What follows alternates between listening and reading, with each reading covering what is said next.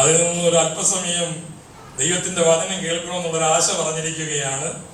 അതുകൊണ്ട് ഏതാനും മിനിറ്റുകൾ നമുക്ക് വിലയേറിയ വചന കേൾവിയുടെ സമയം നഷ്ടമാക്കാൻ പാടില്ല. അതുകൊണ്ട് ചില മിനിറ്റുകൾ നമ്മൾ ഈ സങ്കീർത്തനം തന്നെ 122 സങ്കീർത്തനത്തിലെ ഒരു വാക്യം തന്നെ നമ്മൾ ചിന്തിപ്പാനായിട്ട് താല്പര്യപ്പെടുകയാണ്. യഹോവയുടെ ആലയത്തിലേക്ക് നമുക്ക് പോകാം എന്ന് അവർ എന്നോട് പറഞ്ഞപ്പോൾ ഞാൻ സന്തോഷിച്ചു. അപ്പോൾ ഒന്നാമത് സന്തോഷം. അടുത്തതായിട്ട് 4-ാം വാക്യത്തിൽ കാണുന്നത് ഇസ്രായേലിനെ സാക്ഷ്യത്തിനായി. അപ്പൊ സാക്ഷ്യം. പിന്നെ അത് കഴിഞ്ഞ് അതേ വാക്യത്തിൽ തന്നെ യഹോവയുടെ നാമത്തിന് സ്തോത്രം. അപ്പൊ സ്തോത്രം. പിന്നെ 6-ാം വാക്യത്തിൽ യെരൂശലേമിന്റെ സമാധാനത്തിനായി പ്രാർത്ഥിപ്പീൻ. അപ്പൊ പ്രാർത്ഥന. അപ്പോൾ ദൈവസന്നിധിയിൽ വരുമ്പോൾ സ്തോത്രമുണ്ട്, പ്രാർത്ഥനയുണ്ട്, സന്തോഷമുണ്ട്, സാക്ഷ്യമുണ്ട്. അങ്ങനെ പിന്നുള്ള കാര്യങ്ങളൊക്കെ അവിടെ തന്നെ രേഖപ്പെടുത്തിയിരിക്കുന്നതായിട്ട് കാണുവാൻ സാധിക്കുന്നുണ്ട്. പിന്നെ സ്വൈര്യം, അത് കഴിഞ്ഞിട്ട് സമാധാനം. സ്വൈര്യം, സമാധാനം. പിന്നെ നിന്റെ സമാധാനം ഉണ്ടാകട്ടെ എന്ന് പിന്നെയും പറയുന്നതായ അനുഭവം. പിന്നെയും സമാധാനം എന്നുള്ള അടുത്ത 2 പ്രയോഗങ്ങൾ കാണുന്നു. സ്വൈര്യം എന്നുള്ള 2 പ്രയോഗങ്ങൾ കാണുന്നു. ലാസ്റ്റിൽ നന്മ. സ്വത്രം. എന്തെല്ലാം കാര്യം ചെയ്യുന്നത് നിങ്ങൾ ശ്രദ്ധിച്ചോന്ന് പറഞ്ഞാട്ട്. ആദ്യ സന്തോഷം, സാക്ഷ്യം, സ്തോത്രം, പ്രാർത്ഥന, സമാധാനം, സ്വൈര്യം, നന്മ. എത്ര ശ്രേഷ്ഠകരമായ ചില പദപ്രയോഗങ്ങളാണ് നമ്മൾ ഈ കുഞ്ഞു സങ്കീർത്തനത്തിൽ കാണുവാൻ സാധിക്കുന്നത്. അപ്പോൾ സന്തോഷത്തോടെ ദൈവത്തെ ആരാധിക്കുന്ന ഒരനുഭവം. ഞാൻ സാധാരണ വിശുദ്ധ ആരാധനയിൽ ഞാൻ ശുശ്രൂഷിക്കുന്ന സഭയിൽ പറയാറുണ്ട്, നമ്മെ ഇരുട്ടിന്റെ അധികാരത്തിൽ നിന്ന് വിടുവിച്ച് തന്റെ സ്നേഹസ്വരൂപനായ പുത്രന്റെ രാജ്യത്തിലാക്കി വെച്ച പിതാവിന് സന്തോഷത്തോടെ സ്വപ്നം ചെയ്യുന്നവരാകണം. ദൈവത്തെ സ്തുതിക്കുമ്പോൾ സന്തോഷത്തോടെ സ്തുതിക്കണം. സന്തോഷത്തോടെ ദൈവത്തെ സ്തുതിച്ചാട്ടെ. ഒരുമിച്ച് ഇവിടെ ദൈവസനയിലായിരിക്കുന്നു. യഹോവയുടെ സന്തോഷം നമ്മുടെ ബലമാണ്. ക്ഷത്രം. ഇന്ന് ബലമില്ലാത്തവരായി ക്ഷീണിതരായ ആരെങ്കിലും ഉണ്ടെങ്കിൽ നിങ്ങൾ യഹോവയിൽ സന്തോഷിച്ചാൽ മതി, നിങ്ങൾക്ക് ബലമുണ്ടാകുവാനിടയാകും. അതുകൊണ്ട് സന്തോഷത്തോടെ ദൈവത്തെ സ്തുതിച്ചുകൊണ്ടിരിക്കണം. സന്തോഷത്തോടെ ദൈവസന്നിധിയിൽ ഇരുന്നാൽ ദൈവിക സന്തോഷം നമ്മുടെ മേൽ പിന്നെയും വ്യാപരിക്കുന്നതിനിടയാകും. സ്തോത്രം. അതുപോലെ തന്നെ സാക്ഷ്യം എന്ന് പറയുമ്പോൾ അത് പ്രസംഗമല്ല. ദൈവം നമുക്ക് വേണ്ടി ചെയ്ത ഉപകാരങ്ങൾ, വൻകാര്യങ്ങൾ ഇവിടെ ഇരിക്കുന്ന ഓരോരുത്തർക്കും അവസരം കൊടുത്താൽ ദൈവം ചെയ്ത നന്മകൾ പറയും, ഉപകാരങ്ങൾ പറയും. അത് സാക്ഷ്യമാണ്. അത് ദൈവനാമത്തിന് വേണ്ടി പറയുന്നതാണ്. നമ്മളിവിടെ ഇരിക്കുമ്പോൾ പരസ്യമായി പൊതുവിൽ അത് എഴുന്നേറ്റ് പറയുവാനുള്ളതായ ഒരവസരം ലഭിക്കുന്നില്ലെങ്കിൽ പോലും ദൈവമേ, കഴിഞ്ഞ നാളുകളിൽ ദൈവം ചെയ്ത നന്മകൾ, ദൈവം ചെയ്ത ഉപകാരങ്ങൾ, അതിന്റെ സാക്ഷ്യത്തിനായി ഞാനിവിടെ വന്നിരിക്കുന്നു. ദൈവം ചെയ്ത ഉപകാര നിമിത്തമാണ്, ദൈവം ചെയ്ത നന്മ നിമിത്തമാണ് ഇന്നും എനിക്ക് ദൈവത്തിൽ വന്നു ചേരുവാനിടയായത്. അത് നമ്മൾ അന്തരാത്മാവിൽ പറഞ്ഞുകൊണ്ടിരിക്കണം. അതൊരു സാക്ഷ്യമായി ഇവിടെ വെളിപ്പെടുവാനിടയാകണം.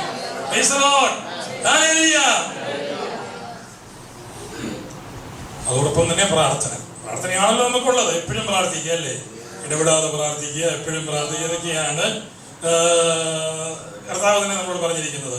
ലൂക്കോസിന്റെ സുവിശേഷത്തിൽ പറഞ്ഞിരിക്കുന്നില്ലയോ, മടുത്തു പോകാതെ എപ്പോഴും പ്രാർത്ഥിക്കണം.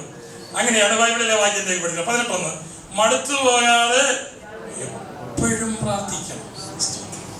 സ്വത്രം. ആ പ്രാർത്ഥനയുടെ ശ്രേഷ്ഠതകൾ നമ്മൾ മനസ്സിലാക്കേണ്ടതായിട്ടുണ്ട്. അതിനവിടെ പല ഉദാഹരണങ്ങൾ അവിടെ പറഞ്ഞിട്ടുണ്ടെങ്കിലും ആദ്യത്തെ പാരഗ്രാഫിൽ പറഞ്ഞിരിക്കുന്ന ഒരു പ്രധാനപ്പെട്ടതായ പ്രയോഗമാണ്, ഒരു പട്ടണത്തിൽ ഒരു ന്യായാധിപൻ ഉണ്ടായിരുന്നു. അവന് ദൈവത്തെ ഭയവുമില്ല, മനുഷ്യനെ ശങ്കയില്ല. ആ പട്ടണത്തിൽ ഒരു വിധവയും ഉണ്ടായിരുന്നു. വിധവ എന്ന് പറഞ്ഞാൽ ആരാണ്? ആരും ആശ്രയമില്ല, ആശ്രയിപ്പാൻ ആരുമില്ലാത്ത ഒരു കണ്ടീഷൻ എന്നുള്ളതാണ് അവിടെ ഉദ്ദേശിക്കുന്നത്. അവർക്ക് എന്തെങ്കിലും ന്യായം കിട്ടണമെങ്കിൽ ന്യായാധിപന്റെ അടുക്കൽ വരണം. അവർക്കൊരു ന്യായം കിട്ടുവാൻ വേണ്ടി ഈ ന്യായാധിപന്റെ അടുക്കൽ അവൾ കൂടെ വരികയും അവളുടെ സങ്കടം അവൾ പറയുകയും ചെയ്യുമായിരുന്നു. എന്നാൽ ഈ ന്യായാധിപന്റെ സ്വഭാവം എന്താണ്? ദൈവത്തെ ഭയവുമില്ല, മനുഷ്യ ശങ്കയില്ല. അതുകൊണ്ട് ഈ വിധ പറയുന്നത് അവർ കാര്യമാക്കത്തില്ല, കൂട്ടാക്കത്തില്ല. ഏറ്റവും അവസാനമായിട്ട് ഈ ന്യായാധിപൻ പറഞ്ഞു, ഇനിയും മേലാൽ എന്റെ ഓഫീസിന്റെ വാതിക്കൽ പോലും നിന്നെ കണ്ടേക്കരുത് എന്ന് പറഞ്ഞു വിട്ടതാണ്. അവൾ അടുത്ത ദിവസം രാവിലെ വരും. പിന്നെയും അവളെ ഓടിച്ചു വിട്ടാലും അവൾ അടുത്ത ദിവസം രാവിലെ പിന്നെയും വരും. അവളുടെ സങ്കടം പറയണം. പ്രാർത്ഥനയുടേതായ ഒരു ടെക്നിക്കൽ പരിപാടിയാണിത്. സ്വതന്ത്രം. ആ ന്യായാധിപന് ദൈവത്തെ ഭയവുമില്ല, മനുഷ്യനെ ശങ്കയുമില്ല. എങ്കിലും ഈ സ്ത്രീ ഇങ്ങനെ ലജ്ജ കൂടാതെ മുട്ടിക്ക നിമിത്തം ഈ ന്യായാധിപൻ എന്ത് ചെയ്യും? ആ സ്ത്രീയുടെ കാര്യം ചെയ്തു കൊടുക്കും. അങ്ങനെയെങ്കിൽ ദൈവമോ രാവുകൾ തന്നോട് നിലവിളിക്കുന്ന തന്റെ മൃതന്മാരുടെ കാര്യത്തിൽ എത്ര വേഗം അവരെ പ്രതിക്രിയ നടത്തി രക്ഷിക്കും. സ്വതന്ത്രം ചെയ്യാം. എന്തെങ്കിലും ഭാരത്തോടുകൂടി, വേദനയോടുകൂടെ, സങ്കടത്തോടുകൂടെ ദൈവത്തിലായിരിക്കുന്നവരുണ്ടെങ്കിൽ തീർച്ചയായും നിങ്ങളെ പ്രശ്നത്തിന് പരിഹാരം തരുവാൻ സ്വർഗ്ഗത്തിലെ ദൈവം ഇറങ്ങി വന്നിരിക്കുകയാണ്. അത് വിശ്വസിക്കുന്നവർ ദൈവത്തെ സ്തുതിക്കട്ടെ. ആ ദൈവത്തിന്റെ അത്ഭുത പ്രവൃത്തി ഇന്ന് ഈ ദിവസങ്ങളിൽ നമ്മുടെ മധ്യേ കാണുവാനിടയാകണം. സ്വതന്ത്രം, സ്വതന്ത്രം, സ്വതന്ത്രം. ദൈവസന്നിധിയിൽ, കർത്താവിന്റെ സന്നിധി വരുമ്പോൾ നമുക്ക് സന്തോഷമുണ്ട്. നമ്മൾ ആ സന്തോഷത്തോടു കൂടെ തന്നെ ദൈവത്തിന്റെ പാദപീഠത്തിലായിരിക്കണം. സ്തോത്രം. ഇപ്പോൾ ദൈവസഭയിൽ വന്ന ദൈവത്തെ ആരാധിക്കുമ്പോൾ ഘോരപുത്രന്മാരായ സങ്കീർത്തനക്കാർ പറയുന്നത്, സൈന്യങ്ങളെ യഹോവേ തിരുനിവാസം എത്ര മനോഹരം. ആ ശ്രേഷ്ഠത, ദൈവാലയത്തിന്റെ, ദൈവസന്നിധിയിലെ ശ്രേഷ്ഠത നമ്മൾ മനസ്സിലാക്കണം. ആ ശ്രേഷ്ഠതയിൽ നമ്മൾ ഇവിടെ ദൈവത്തെ ആരാധിക്കും. ആ ശ്രേഷ്ഠതയിൽ ദൈവത്തെ ആരാധിക്കുമ്പോൾ ആ ശ്രേഷ്ഠത നമ്മിൽ വ്യാപരിക്കുവാനിടയാണ്. അങ്ങനെ നമ്മിൽ വ്യാപരിക്കുന്ന ദൈവിക ശ്രേഷ്ഠതയും ദൈവിക സാന്നിധ്യവും അത് നമുക്ക് ദൈവവുമായുള്ള ബന്ധത്തെ കുറച്ചുകൂടെ അരക്കി ഉറപ്പിക്കുവാനിടയായിത്തീരും. സ്വതന്ത്രം. ദൈവ സന്നിധി, ദൈവ ആലയം എന്നൊക്കെ പറയുമ്പോൾ നമുക്ക് സന്തോഷമാണ്.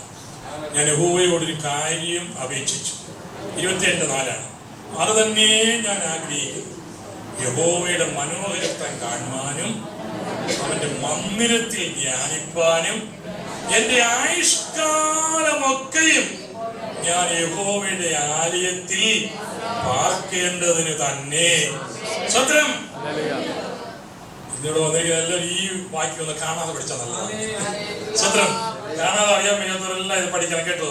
ഇവിടുന്ന് പോകുന്നതിന് മുമ്പ് നിങ്ങൾ ഇതിനിടയ്ക്ക് സൗകര്യം, ഇടയ്ക്ക് കിട്ടുന്ന ഒരു ഗ്യാപ്പ് കിട്ടുമ്പോൾ ആ സമയത്ത് ഈ വാക്യം നിങ്ങൾ ഉരുവിട്ട് കാണാതെ പഠിക്കണം. ഞാൻ യഹോവയോടൊരു കാര്യം അപേക്ഷിച്ചു. നമ്മൾ യഹോവയോട് ഒരു കാര്യമല്ല പറയാറുള്ളത്, ഒത്തിരി കാര്യമാണ് പറയാറുള്ളത് അല്ലേ? ഒത്തിരി കാര്യത്തിനുണ്ടെങ്കിൽ നമ്മൾ ഏതൊക്കെയാ പറഞ്ഞത് നമുക്ക് തന്നെ അറിയത്തില്ല. അങ്ങനെയുള്ള സ്ഥിതിയല്ലേ പറഞ്ഞൊക്കെ ഉണ്ടാകുന്നത്. ഒത്തിരി കാര്യം, ഞാൻ യഹോവയോട് ഒത്തിരി കാര്യം അപേക്ഷിച്ചു, ഒരു കാര്യവും നടന്നില്ല. അങ്ങനെയല്ലേ പറഞ്ഞൊക്കെ പറ്റുന്ന കുഴപ്പം. എന്നാൽ ഞാൻ യഹോവയോട് ഒരു കാര്യം അപേക്ഷിച്ചു, അത് തന്നെ ഞാൻ ആഗ്രഹിക്കുന്നു, യഹോവയുടെ മനോഹരത്വം കാണണം, അവന്റെ മന്ദിരത്തിൽ ധ്യാനിക്കണം, എന്റെ ആയുഷ്കാലമൊക്കെ യഹോവയുടെ ആലയത്തിൽ പാർക്കണം.